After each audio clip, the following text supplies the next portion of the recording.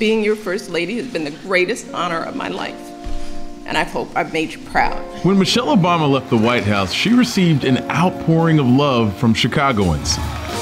At least some of that love was captured in public art.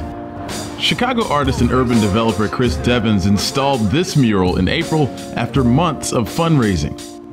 The artist part of me was just in love with the image, and I knew that it was the right image for the place, and it was the right image and it was the right place at the right time. But he had the wrong approach. The image wasn't his, and he took some heat for it. The original image belonged to artist Galila Mesfin. This is a throw up, I threw it up. We spoke to Devins near another one of his pieces. What I felt that I was doing with the Michelle Obama piece, I wanted to put something there that I felt express the identity or strengthen the identity of the community.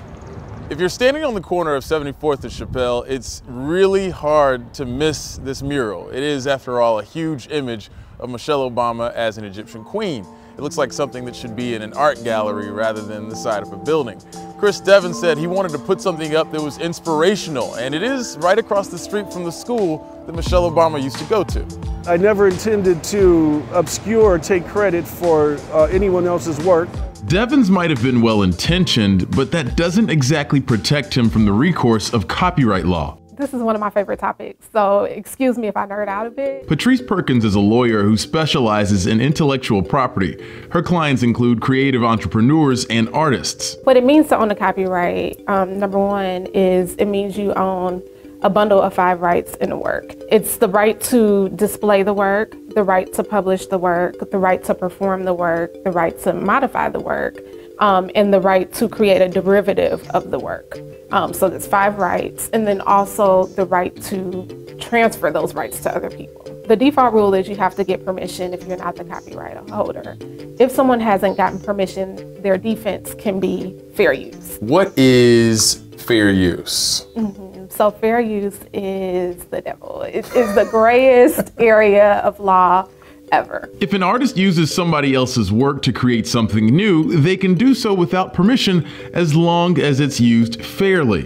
One criterion of fair use is whether the new piece is transformative. Transformative is essentially someone saying, I transformed the original nature of this work so much that it now has become its new piece. It's taken on a new meaning, it has new substance, and it's no longer that original work. What are some things to kind of keep in mind? What are some guidelines there so that these artists won't get in trouble?